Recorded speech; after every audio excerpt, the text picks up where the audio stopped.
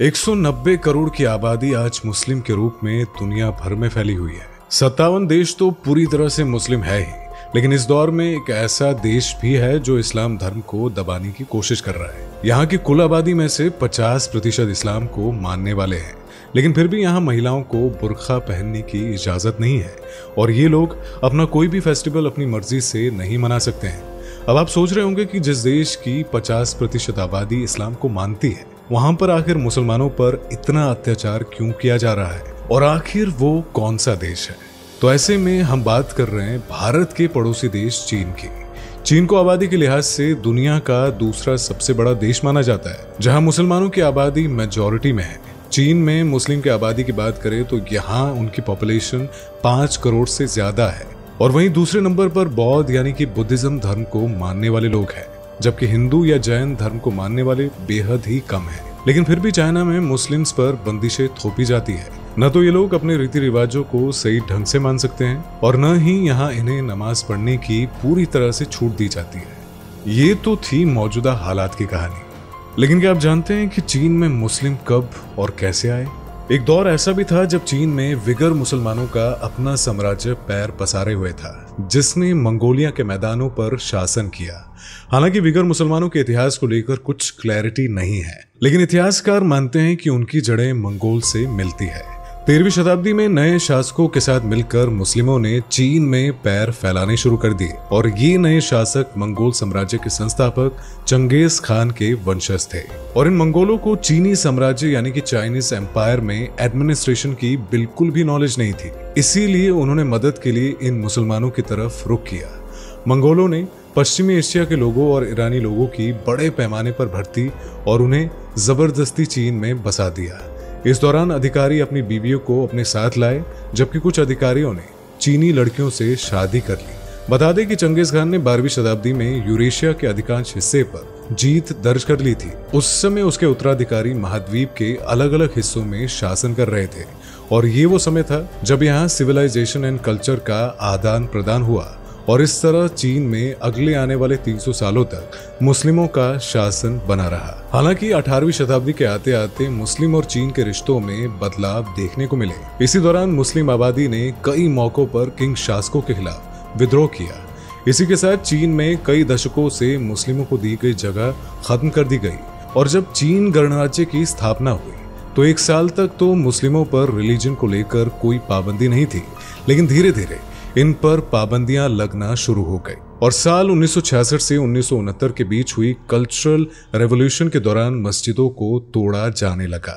यहां तक कि उनके पवित्र ग्रंथ कुरान को भी नष्ट किया गया और इतने से भी जब मन नहीं भरा तो मुस्लिमों को हज जाने से रोका गया और सभी तरह की धार्मिक मान्यताओं को कम्युनिस्ट रेड गार्ड्स के द्वारा रिस्ट्रिक्टेड कर दिया गया।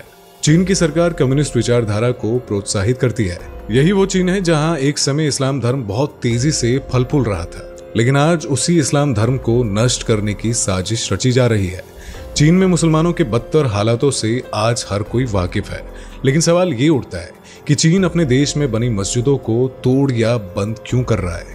वेल दोस्तों, चीन में मस्जिदों को तोड़ा जा रहा है, इस बात का खुलासा किया HRW यानी कि ह्यूमन राइट्स वॉच की एक रिपोर्ट ने और इस रिपोर्ट में साफ तौर पर कहा गया है कि इस्लाम को रोकने का हर मुमकिन प्रयास किया जा रहा है। लेकिन बात यहाँ पर यह है कि आखिर क्यों। आपको बता दें कि चीन को नास्तिक देशों में गिना जाता है, लेकिन इस बात से पीछे नहीं हटा जा सकता कि चीन अपने देश में रहने वाले लोगों को उनके धर्म को मानने से रोकता है। हालांकि वहां सभी अपने धर्म को स्वतंत्र रूप से मान सकते हैं, लेकिन विशेषज्ञों की बात पर गौर फरमाए तो उनका मानना है कि अभी कुछ बीते सालों में ही चीन में धर्म को लेकर काफी चीजें सामने आई है, जिसमें साफ तौर पर इस बात का खुलासा किया गया है कि वहां धर्म पर नियंत्रण करने की भरपूर कोशिश की जा रही है। इसी के साथ HRW की रिपोर्ट पर नजर डालें तो चीन शिंगजैंग प्रांत में रहने वाले उइगर मुस्लिम पर होने वाले धार्मिक अत्याचारों को लेकर हमेशा से कहता आ रहा है कि उसने कभी भी कोई ऐसा काम नहीं किया है कि जिससे किसी की धार्मिक आस्था को ठेस पहुंचे। अब ऐसे में इस बात में कितनी सच्चाई है, इसे बताने की हमें आपको कोई जरूरत नहीं है। चलिए अब जान लेते हैं कि चीन में किन किन जगहों पर मस्जिदों पर हल्ला बोल हुआ है और कितनी मस्जिदों को ध्वस्त किया गया है। HRW के शोधकर्ताओं ने शिंगजैंग के 2 गांवों में मस्जिदों के हालातों की जांच की और जिसमें पाया गया कि 2019 और 2021 के बीच 7 मस्जिदों के गुम्बद और मीनारों को हटा दिया गया, 4 मस्जिदों में बदलाव किए गए और 3 मुख्य इमारतों को ध्वस्त कर दिया गया और वहीं एक मस्जिद का वुजू खाना भी डिस्ट्रॉय कर दिया गया। अब आप सोच रहे होंगे कि जब इतना सब कुछ हो रहा था तो मुस्लिम क्या कर रहे थे। तो आपको बता दें कि यहाँ मुस्लिम लोगों को अपने लिए कुछ सोचने की भी इजाजत नहीं है, क्योंकि वो लोग वहाँ की सरकार पर डिपेंड है और वही सरकार जब चाहे यहाँ के मुसलमानों की मस्जिद को गिरा सकती है और इतना ही नहीं, उन मस्जिदों को टॉयलेट के रूप में बदल भी सकती है। इसका जीता जागता सबूत है कि आज से कई साल पहले चीन के गांव में मस्जिद को टॉयलेट में तब्दील कर दिया गया था। इसी के साथ सोने पे सुहागा ये कि इस टॉयलेट को, जिसे कॉमन टॉयलेट का नाम दिया गया, उसे कोई यूज भी नहीं कर सकता। दरअसल मस्जिद का वजू खाना भी नष्ट कर दिया गया और ये इस बात की ओर इशारा कर रहा था कि कोई इसका इस्तेमाल न कर सके। इस बात से साफ जाहिर होता है कि चीन मुस्लिम को जड़ से खत्म करना चाहता है। अब तक यहाँ करीब 70% मस्जिदों को गिराया जा चुका है। ऐसा भी अनुमान लगाया जाता है कि निंगशिया में लगभग 1300 मस्जिदें 2020 से बंद है और इस आंकड़े में वो मस्जिदें शामिल नहीं है जिन्हें तोड़ा या बदला गया है। हालांकि HRW के पास बदली गई मस्जिदों की कोई लिस्ट नहीं है, लेकिन अनुमान के मुताबिक ये सैकड़ों में है। चीनी मीडिया रिपोर्ट्स के मुताबिक चीनी सरकार इस्लामी इबादतगाह यानी कि मस्जिदों को हटाना चाहती है।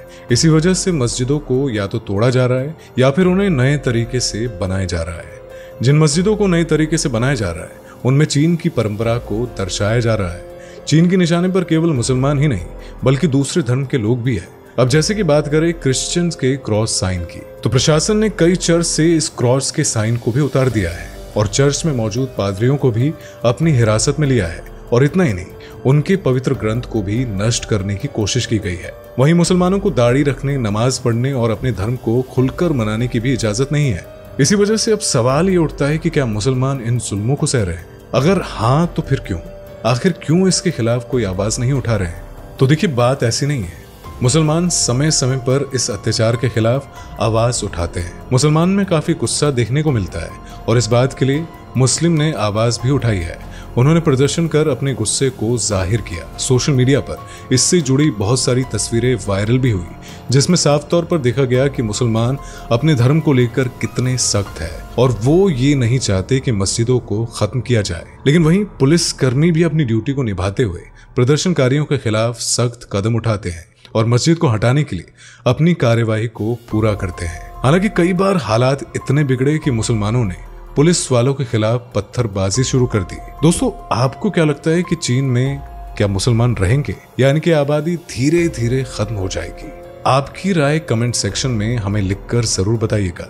वीडियो पसंद आई हो तो वीडियो को लाइक और चैनल को सब्सक्राइब और बेल आइकन को प्रेस करना बिल्कुल भी मत भूलिएगा, क्योंकि यही वो कनेक्शन है जो आपको हमसे जोड़े रखता है। दोस्तों, आपको स्क्रीन पर 2 और वीडियोस दिखाई दे रही हैं, जिसे देखने के लिए स्क्रीन पर क्लिक करें।